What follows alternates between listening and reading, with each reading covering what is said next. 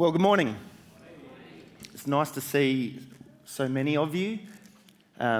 Each time I come here, I get to know more and more people, but I'm really terrible with names. So I'm really sorry if I look at you and I just smile and say hello. It's not offensive, meant to be. But over time, I'm hopeful that I'll learn more and more names.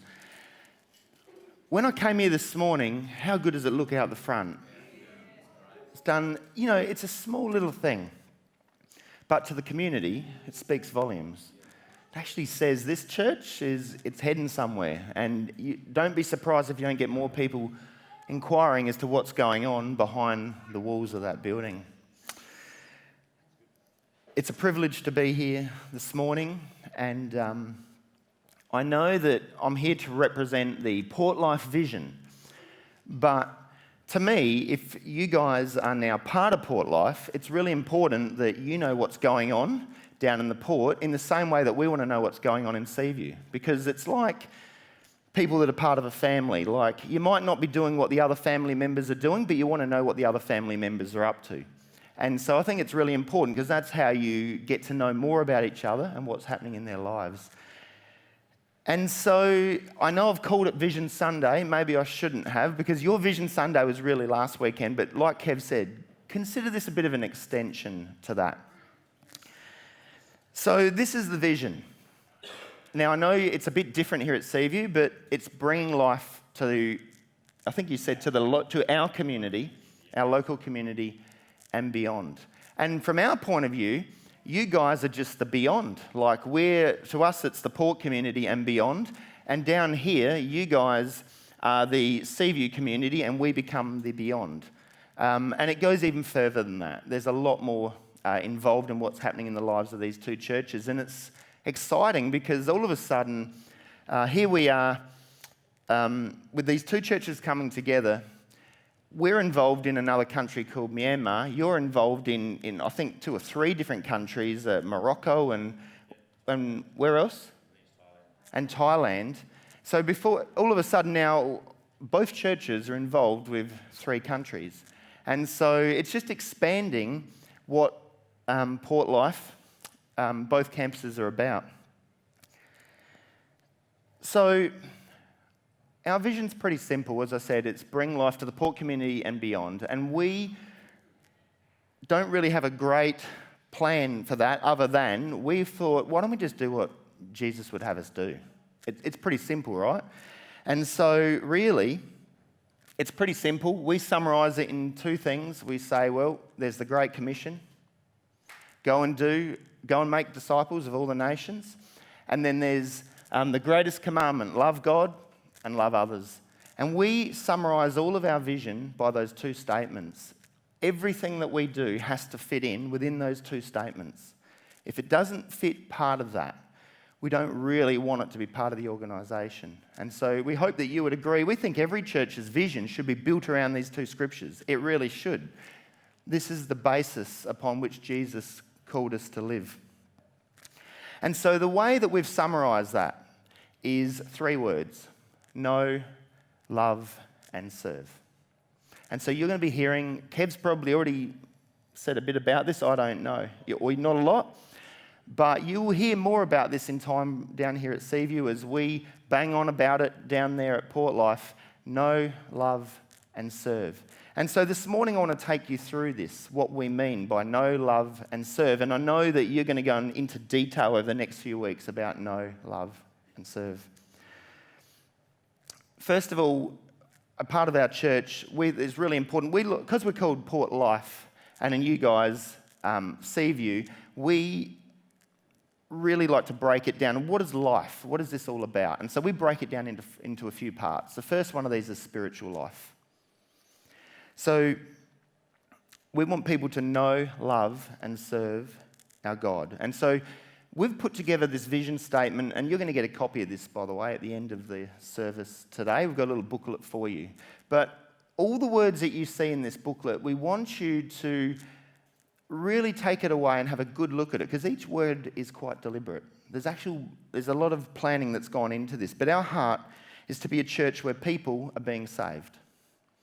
So first and foremost, we want to be a church where we see more and more people coming to know Christ. And I would trust that that is the heart of you as individuals anyway, no matter what church you're in, you'd want to see that. We want to see people baptised, and we want to see people Spirit-filled. We're a Pentecostal church. We're unashamedly a Pentecostal church, and we want to see people empowered by the Holy Spirit. We want to see our people growing in the knowledge of God. We want them to be gaining more and more understanding of God, and we want people to be passionately and enthusiastically worshipping, serving, and obeying God.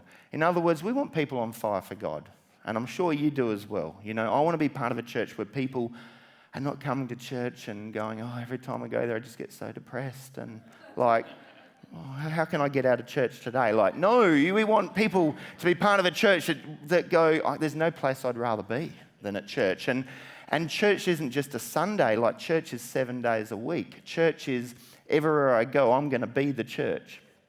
And I'm going to live out this know, love and serve no matter who I come across in my life. That's what we want church to be. And so we've got this verse that we like to use for each of these different areas. And the first one is James 4:8. Come close to God and God will come close to you.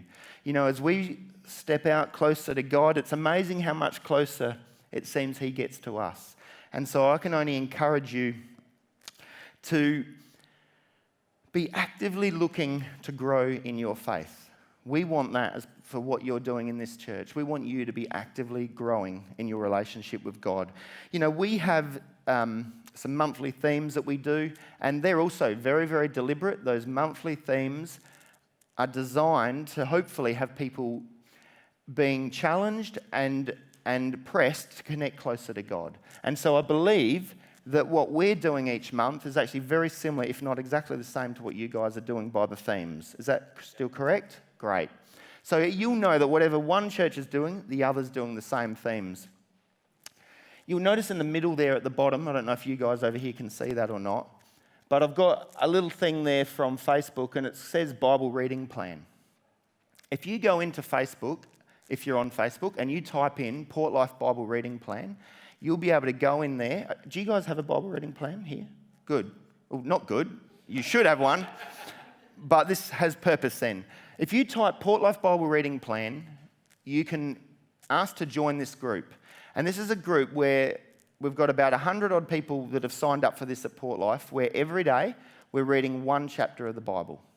But my wife has actually designed this course where she's designed it so that you do one chapter of the Bible every day, but you're not going to do the whole Bible in a year, but you are going to read the whole story of the Bible in 1 year. So you're going to know the whole story. We take out a bit of the Leviticus sort of stuff where we lose people and that sort of thing. But what we do is we're just going to show you the complete story of the Bible. If you want to read it and understand what is the big picture story of the Bible. In 1 year, it's one chapter a day. And the reason we're doing it on here is then people can comment on there and go, oh, I love that verse in Genesis 23:13, or what's going on in Genesis 24? Can someone explain to me what that's about? And so we've got all these people every day commenting on there, asking questions, saying, oh, I'm so challenged by this, or I love that verse. Like it reminds me of how God does this and this. So can I encourage you, if you want to be part of that, we would love you to join in with us. This is about us growing in our knowledge of God together. And so it's not too late to start. You can start at any time. This is the way the course is designed. As soon as you sign up, you're committing to one chapter per day, 5-6 minutes at max. So can I really encourage you, if you're struggling to read the Bible, or you're going, I'm happy reading the Bible, I don't actually know what bit to read, or I don't fully understand it, and I do seem to get lost when I make my way after Genesis and Exodus, it all becomes too hard. Well, can I challenge you this year, take this on, and it'll be a lot easier, I think, to go through it, and you'll get a really good understanding of the Bible. Sorry, it's just a little side note, but we'd love you guys to join us on that. We've got a few people we don't even know that just found it on Facebook and signed up as well, and we don't mind. Like, yeah, you want to learn more about God? Go for it. It's fine by us. One other thing I've got under this stuff, in March, we're actually going to have a 2-part Bible study going on at Portlife on a Saturday morning from 9 till 1 p.m. for 2 weeks. It's two Saturdays in March. It's going to include morning tea and all that. But we would love you guys if you want to come and join us for that. So we're going to actually understand what Revelation is actually all about. Because a lot of people think it's probably something that should be in Lord of the Rings. But there's actually a lot of good stuff in Revelation. It's in the Bible for a reason. But a lot of people look at it and go, wow, that's just too dragons? Like, whoa, this is too much. I can't cope with this.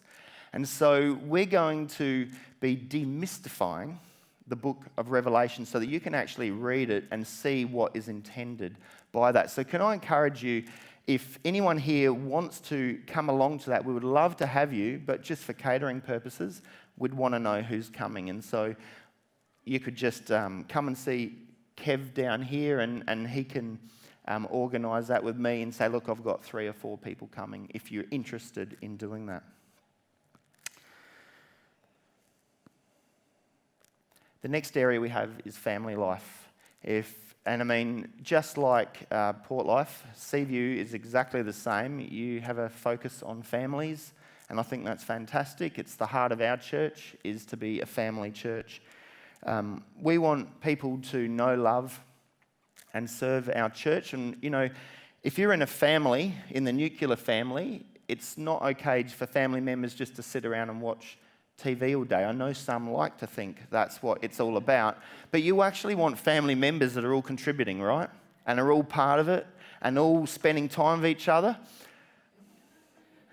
Oh dear, there's a few young adults are getting some little nudges right now, but no. So our heart is to be a church where genuine godly relationships are formed. We want to see cultures and generations connected, and we want to see that people experience love and acceptance. These are really, really important things to us. And the scripture we use is from 1 Thessalonians. So encourage each other and build each other up just as you are already doing. And I'm sure that you guys are doing this here, and we just want to encourage you to press in even more. Just continue to keep doing that. Family life is so important. If we want a church to grow and to be healthy, you've got to have great unity within that family, and the family has to get along and they have to know each other really well. The next thing I had here is just a few little things. Now, this is not all totally relevant to you, but some of it is. We've got a little events thing that we give out at church, and a couple of things in particular. There's a women's retreat in June, 5 to 6, where the women go away for 24 hours with no men or children. I don't know if that sounds good to you or not. But my wife is like, that is amazing. And so they're going to be doing that again this year. So it's just where women go away and they're going to spend some time. They do a bit of worship, they do a bit of teaching. There's a few people give some testimonies, but it's very much women encouraging and supporting women. And it's a chance just to relax and not have the normal pressures of life. And it just gives women that opportunity just to take a step back and hear from God, be encouraged by others. And can I encourage you, if you sort of go, oh, I hate that sort of thing, well, I want to encourage you to consider this, not just only for yourself, but for other women as well, because it is a really powerful time when they do this. Another thing that's coming up is, the only other one I'll talk about at the moment is probably the Christmas baskets, which I know you guys did last Christmas as well, and we're going to be doing that again this year, and we'd encourage you guys to continue with that. As the years go by, we're seeing the blessing that it is in our community, and so really want to encourage you to really continue to pursue that. There's a couple other things in there that I'll be raising shortly anyway. And of course, we're about life groups. We love people to find some form of connection outside of church. If our only connection is on a Sunday morning, I'm struggling to see how we can get well connected within a church. I just can't see how that's possible if all we do is come together for an hour and a half on a Sunday morning. So it doesn't need to be a traditional life group. I know if you're a part of a music team, to me, you're in a life group. You're in a group of people that can pray together, can actually hear what's going on in each other's lives, And that's what I really mean by that. It doesn't have to be a Bible study group, but please get yourself connected into something else inside the church. Another thing that we're going to be starting sometime later this year is called Breakout, 7 to 8. And so this is going to be a thing which I believe that we're going to be opening up to Seaview as well. Now, I know it's a bit of a drive, and so you may not want to do that, but we certainly would love to have you there. And this is going to be on a Wednesday night. This is not now, but in the future, later this year. And what it is that, again, this is about spending time together, and it's a bit of studying the Word, but it's also a bit of connection. And what it is that we're going to have on a Wednesday night just a couple of worship songs, and then people are going to break out. We're going to have 4 or 5 different streams, and people can say, you know what, I would love to do this course on ministering in the prophetic, or I'd love to do this course on the book of Exodus, or there's going to be all sorts of options, and you just come along and you pick what you want to focus on and develop in. And so we're really excited about this, and there'll be all sorts of different courses going on, but it's going to be a bit like a teaching time, but it's going to be in smaller groups where you can actually ask questions and connect with others and contribute. And so this is something that's going to be taking place later, so you'll probably hear about this in time. Another thing which has got nothing to do with you guys, but I still feel like it would be like if I was introducing the family to you, talking about my family, but I had one estranged child over here, I'd still want to mention the fact that I have this child, if that makes sense. And we have this child that I need to mention to you, even though it won't be of much value to you. And that's Portside Christian College. This is our child. In 1976, the church started a school. The pastor at the time was called John Ridley. He's still called John Ridley, actually. But, thought I should clarify that. But that was bad wording. But anyway, he started this school with a lady at the church called Margaret McIntyre. And I think they started with about 9 kids. Today it's about 750 kids. And the reason I raise it here is it is part of the church's DNA. The church is about families. The church is about educating people for Christ. And that flows through to a perfect fit as the reason why the church has a school. We strongly, passionately believe in Christian education. We want kids to have a great education, but we also want them to have some balance in that, and we want them to grow up knowing Christ as well. And so we have hundreds of kids come to the school that don't know God at all. And I think what an amazing thing that they're coming, and 5 days a week, they're hearing about this Jesus person that in other schools you're not allowed to mention. I was speaking to a person at a birthday party last night, and he was, you know what, I've had a total blank, and I cannot remember what I was just about to say. That's just terrible. But my point to all of this, I honestly have just totally forgotten it, but my point was that there was these people that this person knew that are now going, oh no, I know what it was now, sorry. And these people that are not Christian have put their kids in the school. And this was grandparents I was talking to last night. And their children have put kids in the school. And those kids come home to this non-Christian household, and they're singing all these sort of songs that you guys were singing here this morning. And so the grandparents come around and they hear the kids singing these Christian songs, and they're like, this is amazing. And the parents let them say grace before tea. And there's all these things going on in the household, and this is the power of Christian schools. And so there's some really, really good things going on. But I really felt I need to be able to, I can't just ignore this. It's a part of what the church is about. And who's to say one day there won't be a school connected with this campus or an ELC? You just never know. And so it's really important that you see where the church comes from. But our heart is to be a church where we provide affordable, quality Christian education to families in Western Adelaide. And we, as a church, want to support the school in equipping students for life. That's their vision, is to equip students for life.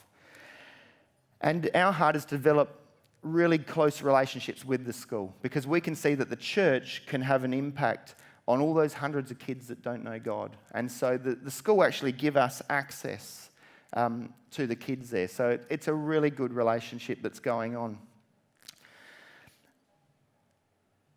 I was gonna show you this video, but I'm not gonna show it now because I don't think I'm gonna have the time. Am I gonna be able to not show this video? Is that okay? We can skip it. But I was gonna show you, we've just come up with a 20-year master plan for the whole site, church and school. It's taken 5 years. It's 5 years in the making. But if you do want to see that, it won't be hard to find that. We looked at it last weekend at our Vision Sunday. You can see it on YouTube if you really wanted to go and see that. But it goes for about 6 minutes, so I'm not going to show that now.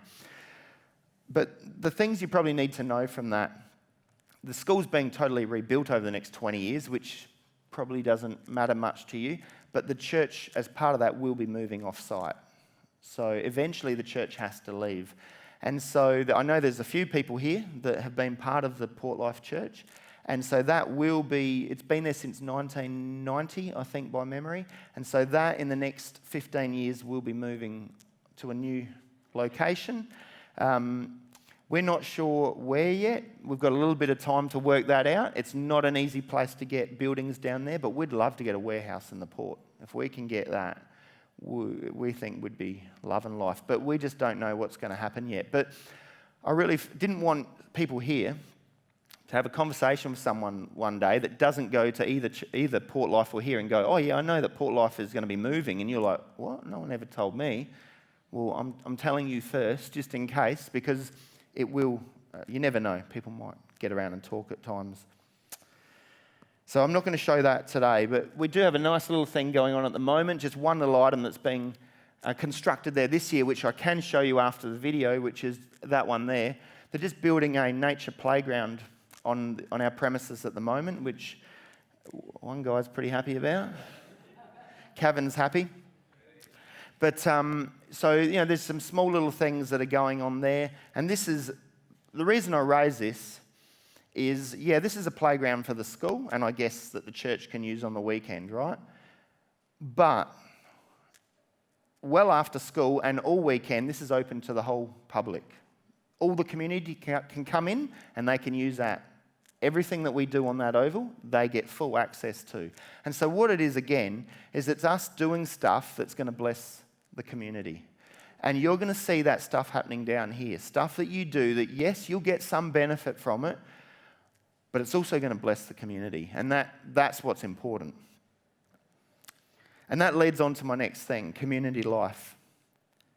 Know, love and serve our community. Our heart is to be a church where we are a blessing to our community. Do you know you can be a church that is a burden to your community? You can be a church that is a disgrace to your community, or a bore to your community, or a scandal to your community, or a rort to your community, or you can be a blessing to your community.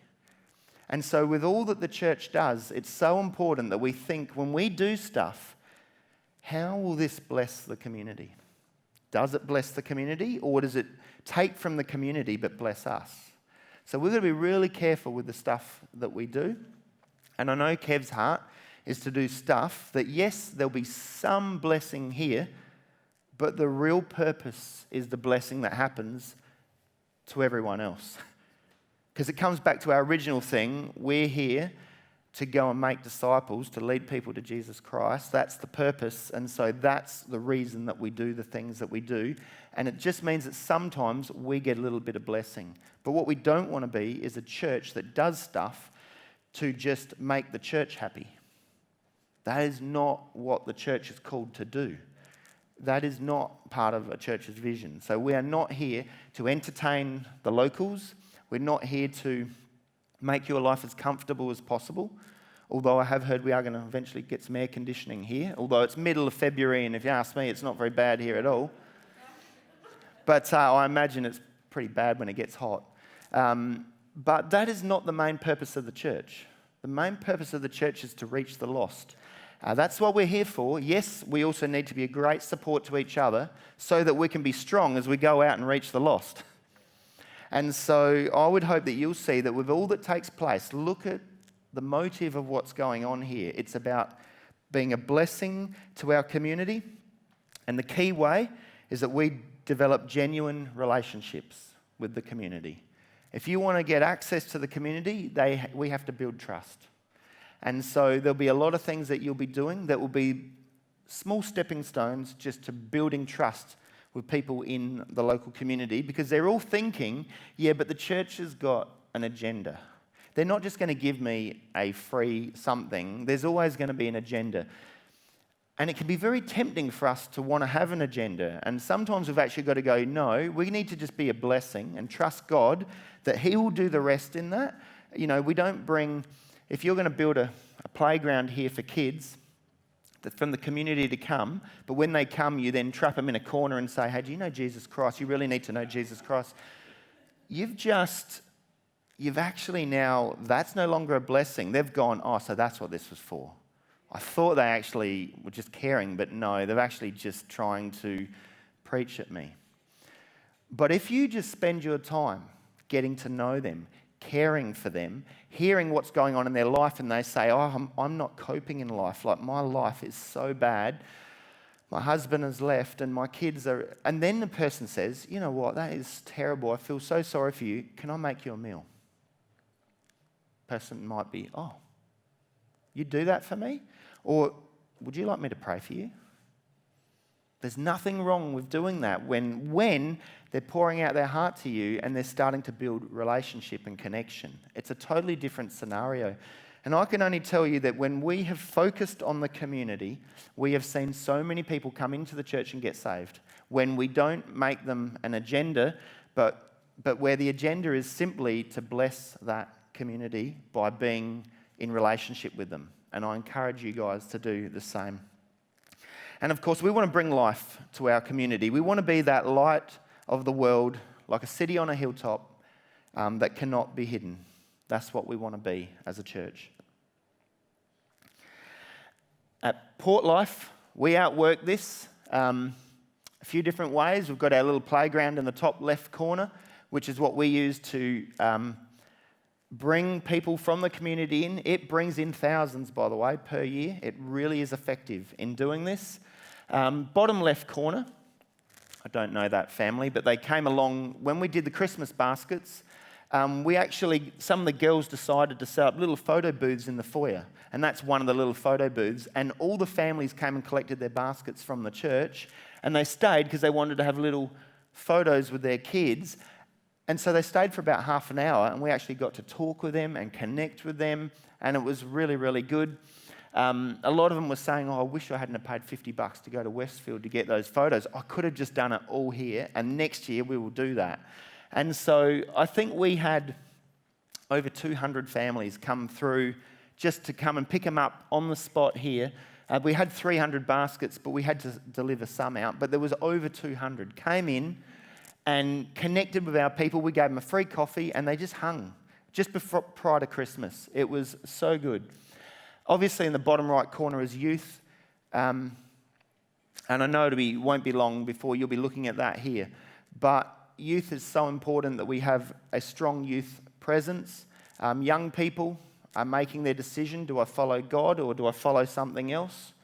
And they're going to make up that mind by the time they're about 18. That's going to be well and truly made up. And so we've got to make sure that we do all that we can to be pointing them towards a direction, even to be giving them a clear choice, so they don't think, well, the only option is this worldly way, this is the way you live your life. We need to present a viable alternative so that when they go to make this decision as they get older, more and more of them choose God.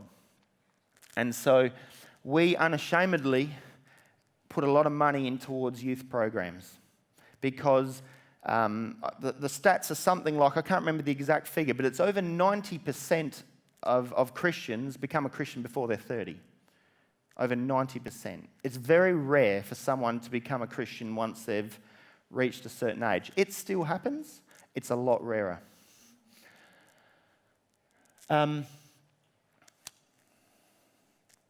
Next little thing, we've got this is when you walk into the church. This is designed by someone here, actually.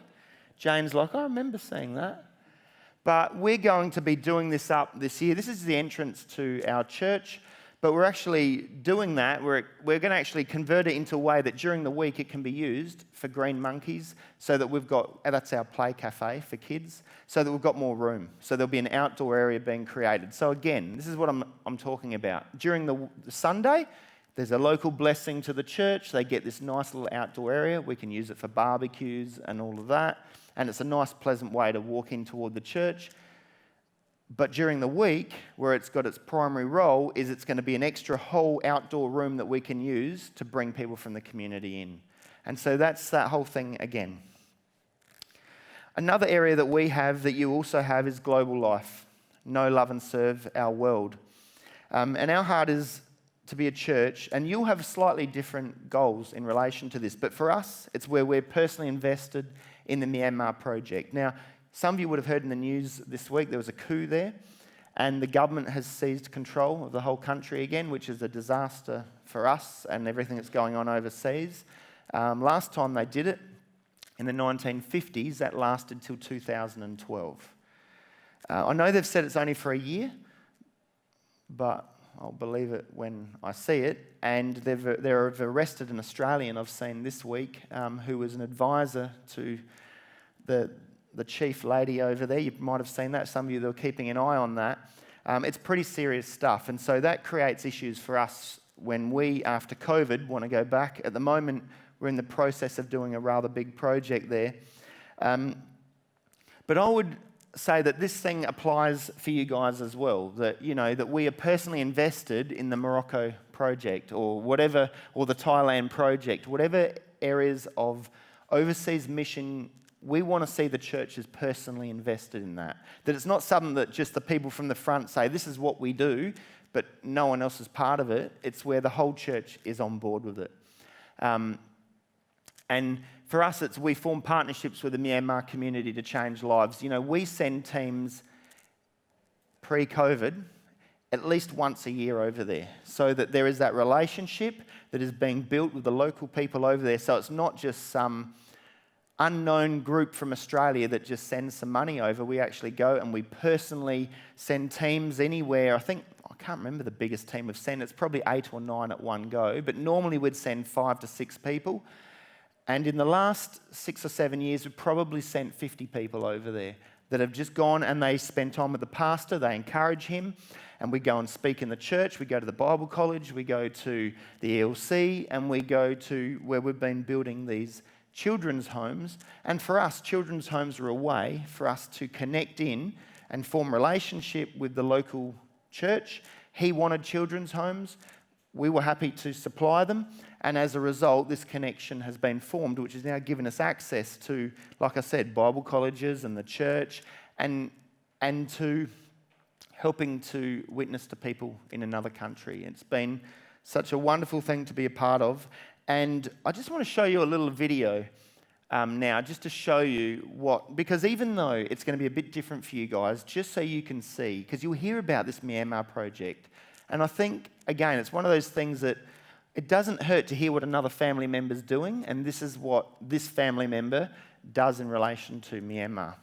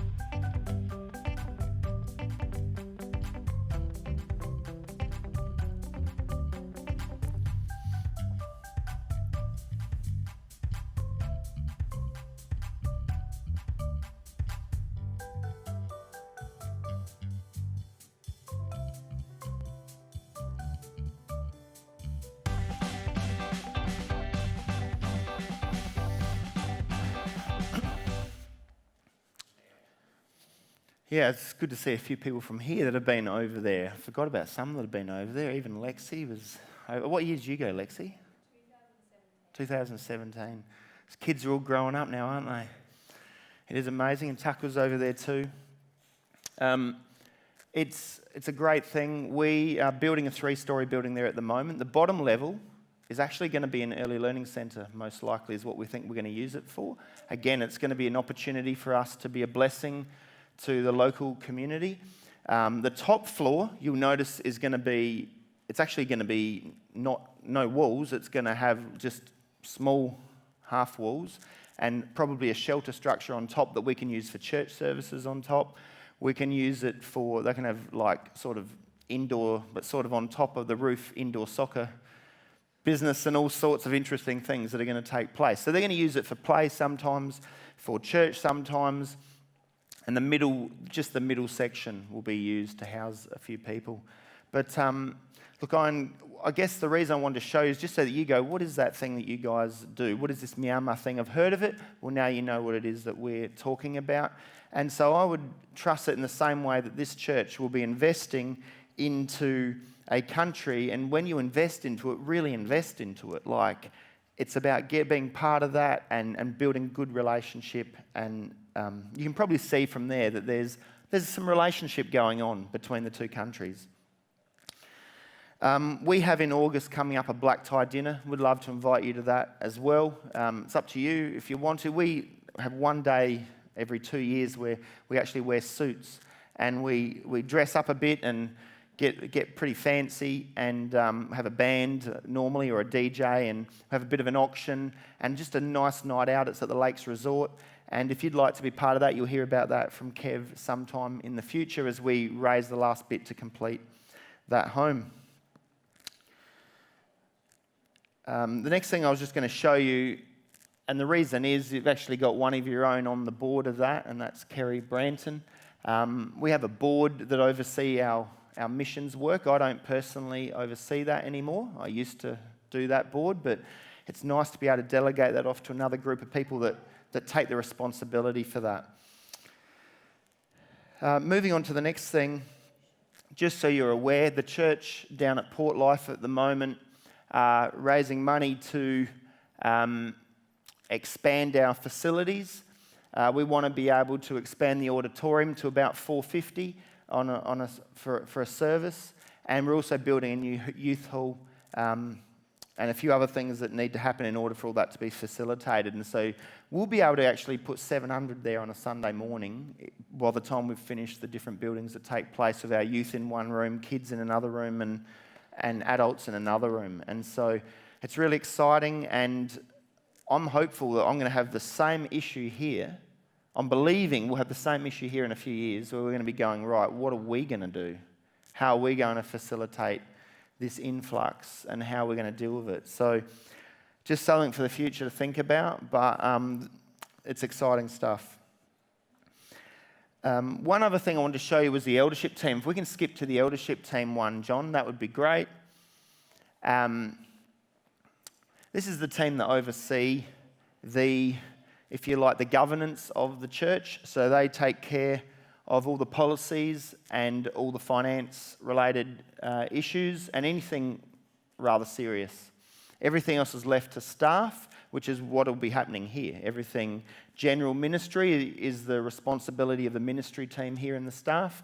But for the overall governance, this is the team that do that. You will have met some of these people, I'm sure. Some have been coming down here, at least the ones on the far right.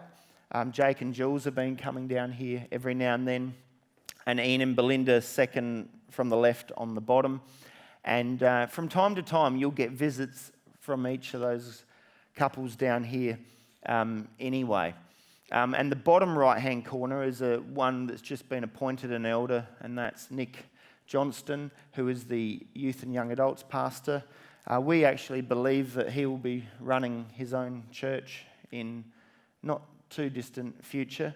The guy has a great gifting on his life, and we felt we need him on that team so that he can understand the governance side of it before a few years' time when he launches out into something. So That is the team. I just thought you probably need to know that. It probably does not hurt that you know who is taking the responsibility for all the governance.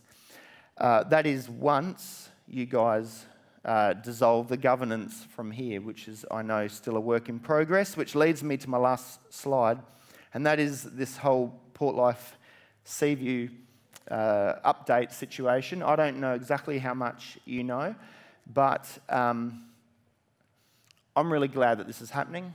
I'm really thankful for you guys in trusting Portlife Church to be partnering together, but it is going to take a little bit of time. We're in the hands of a solicitor that has to do all the governance legal side of stuff that we just can't do.